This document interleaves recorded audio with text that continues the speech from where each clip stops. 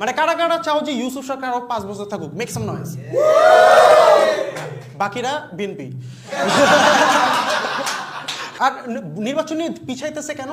কারণ ওরা মানে এই কমিশন বলছে যে একটা মানুষ পরপর 2 বারের বেশি প্রধানমন্ত্রী হইতে পারবে না।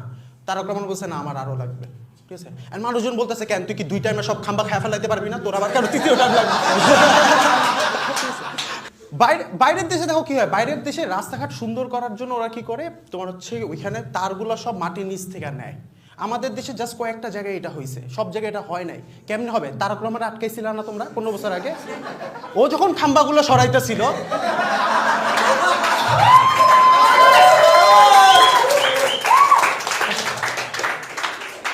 এখন তোমরা খাম্বা খাম্বা করতেছো, একবার খালি আসুক ক্ষমতা, খাম্বা সব বইরা দিবেন। তখন ওইটা হবে তারেক রহমানের খামব্যাক।